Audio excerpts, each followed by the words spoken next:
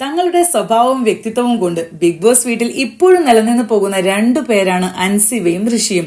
തുടക്കത്തിൽ അൻസിബ എപ്പോഴും ഋഷിയോട് കട്ടിലിരുന്ന് പരദൂഷണം പറയുന്നു എന്ന പേരിൽ വിമർശിക്കപ്പെട്ടുവെങ്കിലും നന്നായി കമ്മ്യൂണിക്കേറ്റ് ചെയ്യാനും ക്ലിയർ കട്ടായി അഭിപ്രായം പറയാനും അൻസിബ ആ ബിഗ് ബോസ് വീട്ടിൽ എന്നും മുൻപന്തിയിൽ തന്നെയായിരുന്നു. ലാലേട്ടന്റെ മുൻപിലായാലും മത്സരാർത്ഥികളെ എലിമിനേഷനിൽ ഇടാനായി പറയുന്ന കാരണങ്ങളായാലും എല്ലാം അടിപൊളിയാണ്. പക്ഷേ സ്വന്തം കൂട്ടുകാരുടെ തെറ്റുകുറ്റങ്ങൾ മാത്രം അൻസിബ പറയുന്നത് നമ്മൾക്ക് കേൾക്കാൻ സാധിക്കില്ല. ജാസ്മിനെ പറയാൻ കാണിച്ച ആ ഒരു ധൈര്യം ജാൻമോനിയെ പറയാൻ കാണിച്ചിട്ടുമില്ല. പിന്നെ ജാസ്മിനെ ഓൾറെഡി പ്രേക്ഷകർ വെറുക്കുന്നു എന്ന ആ ഒരൊറ്റ കാരണം കൊണ്ട് കൂടിയാണ് ജാസ്മിന് എതിരായി അൻസിബ സംസാരിക്കുമ്പോൾ ഒരു സ്വീകാര്യത ഒക്കെ പെട്ടെന്ന് കിട്ടിയത്. ഏറ്റവും കൂടുതൽ ജാസ്മിൻ ഗബ്രി പേരുകൾ തന്നെയാണ് അൻസിബ ആ ബിഗ് ബോസ് വീട്ടിൽ എടുത്തിട്ടുള്ളത്. അത് പ്രേക്ഷകർക്കിടയിൽ ഒരു സ്വീകാര്യത കിട്ടുന്നതിൽ അൻസിബയെ സഹായിച്ചിട്ടുമുണ്ട്. കൂടെ അടക്കം ഒതുക്കം നിറഞ്ഞിട്ടുള്ള ആ ഒരു സ്വഭാവം കൂടി ചേർന്നപ്പോൾ ഗെയിം ഒന്നും കളിക്കാതെയും അൻസിബ ബിഗ് ബോസ് വീട്ടിൽ പിടിച്ചു നിന്നു. അൻസിബ കുറച്ച് ഗെയിം കൂടി കളിച്ചിരുന്നെങ്കിൽ, അല്ലെങ്കിൽ പതിയെ കളിച്ചു തുടങ്ങിയാൽ പതിയെ കൂടുതൽ ആൾക്കാർ അൻസിബയെ വോട്ട് ചെയ്യുകയും അൻസിബ ഫൈനൽ 5-ൽ എത്തുകയും ചെയ്യും. ഈ ഫൈനൽ 5 എന്ന് പറയുന്നത് അതൊരു സാധ്യത മാത്രമാണ് കേട്ടോ. നമുക്ക് ഇന്നൊരു വ്യക്തി ഒരിക്കലും ഫൈനൽ 5-ൽ വരില്ല എന്ന് ഉറപ്പിച്ച് പറയാൻ ബിഗ് ബോസ് എന്ന് പറയുന്ന ഗെയിമിൽ നമുക്ക് സാധിക്കില്ല. ശരണ്യയും ശ്രീരേഖയും എപ്പോഴേ പോകേണ്ടവരാണ്. എന്നിട്ടും ഗെയിം കളിച്ച ഗബ്രിയാണല്ലോ പോയത്, അല്ലേ? അങ്ങനെയാണ് ബിഗ് ബോസ്. അതൊരു അൺപ്രഡിക്റ്റബിൾ ആയിട്ടുള്ള ഒരു ഗെയിമാണ്.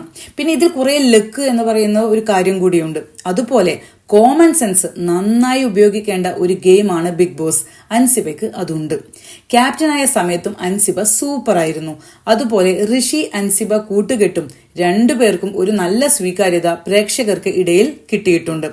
ഋഷി ആണെങ്കിൽ വളരെ ജെന്യൂനായ ക്യാരക്ടറാണ്. അൻസിബയ്ക്ക് എതിരെ ആര് സംസാരിച്ചാലും ഋഷി അൻസിബയ്ക്കായി സംസാരിക്കാൻ അവിടെ ഉണ്ടാകും. പക്ഷേ ഋഷിക്ക് പ്രശ്നം വന്നാൽ അൻസിബ സംസാരിക്കാൻ സാധ്യത വളരെ കുറവാണ്. പൊതുവായി ഒരു പ്രശ്നത്തിൽ അൻസിബ ഇടപെടുന്നത് നമ്മൾ കണ്ടിട്ടേയില്ല. ഫിസിക്കൽ ടാസ്കിലും പിന്നിലാണ്. വാക്കുകൾ കൊണ്ട് അമ്മാനമാടുന്ന ടാസ്ക് കൊടുത്താൽ അതിൽ അൻസിബ ഉറപ്പായും വിജയിക്കും. അൻസിബയുടെ അടക്കവും ഒതുക്കവും ഗെയിമാണോ അതോ അൻസിബയുടെ വ്യക്തിത്വം തന്നെയാണോ എന്നത് അൻസിബയ്ക്ക് മാത്രമേ അറിയൂ. കൂടുതൽ സാധ്യത അതൊരു സ്വഭാവം ആയിട്ട് തന്നെയാണ് എനിക്ക് തോന്നിയിട്ടുള്ളത്.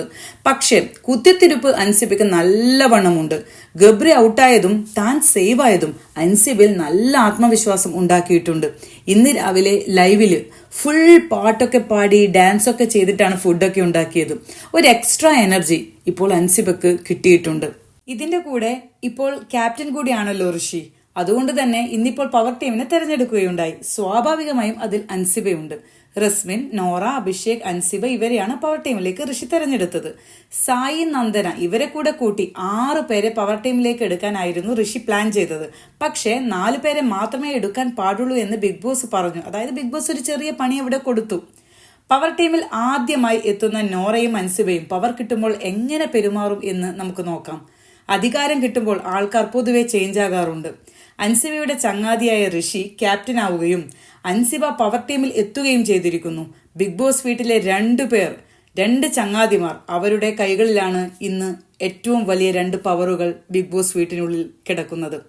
ഋഷിക്കും അൻസിബയ്ക്കും ഇതൊരു നല്ല അവസരമാണ്. അതുപോലെ ജാസ്മിൻ, ശ്രീരേഖ, സിജോ ഇവരെ കിച്ചണിലേക്കാണ് ഇട്ടത്. അത് അൻസിബയുടെ പ്ലാൻ ആയിരുന്നു. അൻസിബയ്ക്ക് ഈ 3 പേരെയും യഥാർത്ഥത്തിൽ ഇഷ്ടമല്ല. ഇവർ നെക്സ്റ്റ് ഗ്രൂപ്പിലാണ് ഇപ്പോൾ ഉള്ളത്. ഗെയിം മാറാൻ നല്ലൊരു സാധ്യതയും സാഹചര്യവും ഇപ്പോൾ ബിഗ് ബോസ് വീട്ടിലുണ്ട്. അതുപോലെ പേഴ്സണൽ ഗ്രഡ്ജ് കൊണ്ടു നടക്കുന്ന അൻസിബയുടെ സ്വഭാവം ഈ ആഴ്ച അൻസിബ പുറത്തെടുക്കാതെ ഇരിക്കാൻ ശ്രദ്ധിക്കണം. ഇല്ലെങ്കിൽ വരും ആഴ്ചകളിൽ ഇപ്പോൾ കളിക്കുന്ന കളി തിരിച്ചടിക്കും. തീർത്തും ന്യായമായാണ് കാര്യങ്ങൾ പോകുന്നതെങ്കിൽ നല്ല സ്വീകാര്യത അൻസിബയ്ക്ക് ഈ ആഴ്ച തീർച്ചയായിട്ടും കിട്ടും. അൻസിബയുടെ കളി ഇനിയും മുന്നോട്ട് പോകും. അൻസിബ ബിഗ് ബോസ് വീട്ടിനുള്ളിൽ നിറയെ പേരിൽ നല്ലൊരു സ്വാധീനം ഉണ്ടാക്കിയിട്ടുണ്ട്. ഋഷിയെ പോലും ഇപ്പോൾ നിയന്ത്രിക്കുന്നത് അൻസിബയാണ് എന്ന് നമുക്ക് തോന്നിപ്പോകും. ജാസ്മിനെ വീണ്ടും കിച്ചണിൽ ഇടാൻ അൻസിബ ഋഷിയെ ഇന്നലെ നിർബന്ധിച്ചിരുന്നു. ലൈവിൽ ഇന്നലെ നൈറ്റിൽ നടന്നതാണ്. ആദ്യം ചെറുതായി എതിർത്തെങ്കിലും പിന്നെ അൻസിബ പറഞ്ഞത് തന്നെ ശരിവെക്കുകയാണ് ഉണ്ടായത്. നമുക്ക് നോക്കാം അതാണോ സംഭവിക്കാൻ പോകുന്നത് എന്ന്. ഇന്നലെ നൈറ്റ് ലൈവില് സിജോയും ശരണ്യയും അൻസിബയെ പറ്റി ഒരുപാട് സംസാരിച്ചിരുന്നു. ശരണ്യയുടെ അഭിപ്രായത്തിൽ അൻസിബയുടെ കൂടെ ആര് നിന്നാലും അവരെ അൻസിബ നന്നായി വാക്കുകൾ കൊണ്ട് സംരക്ഷിക്കും. അത് വളരെ ശരിയാണ്. ഇന്നലെ അൻസിബ ശ്രീരേഖയോട് പറയുന്നുണ്ട് ജിൻഡോ പാവമാണെന്ന്. ജിൻഡോ അത്രയ്ക്ക് പാവമാണോ? അപ്പോൾ പാവം എന്ന വാക്കിന്റെ നിർവചനം എന്താണ്? എനിക്കറിയില്ല. എല്ലാവരെയും വാക്കുകൾ കൊണ്ട് പലതരത്തിൽ ദ്രോഹിച്ച ജാൻമോനിയെ അൻസിബ ഇതുവരെ തെറ്റായി ഒന്നും പറഞ്ഞിട്ടില്ല. അതായത് തനിക്കിഷ്ടപ്പെടുന്നവരുടെ അല്ലെങ്കിൽ തന്റെ കൂടെ നിൽക്കുന്നവരുടെ സ്വഭാവം മോശമായാലും അങ്ങ് കണ്ണടക്കും. ഇഷ്ടമില്ലാത്തവരെ വാക്കുകൾ കൊണ്ട് മുറിച്ചു കൊല്ലും, അതും നല്ല കറക്റ്റ് ടൈം നോക്കിയിട്ട്. അപ്പോൾ പറഞ്ഞു വരുന്നത് എന്താണെന്ന് വെച്ചാൽ അൻസിബ കളി തുടങ്ങി. എല്ലാവരും ടാർഗറ്റ് ചെയ്യുന്ന പോലെ ജാസ്മിനെ തന്നെയാണ് അൻസിബയും ടാർഗറ്റ് ചെയ്യുന്നത്. ഈ ആഴ്ച ഒരുപാട് ട്വിസ്റ്റുകൾ ഉണ്ടാവാം. ബിഗ് ബോസ് വീട്ടിൽ നടക്കാൻ പോകുന്ന ആ ഒരു പൂരത്തിന് വേണ്ടി ഞാൻ കാത്തിരിക്കുകയാണ്. നിങ്ങളും കാത്തിരിക്കുകയാണെന്ന് വിശ്വസിക്കുന്നു. നന്ദി, നമസ്കാരം.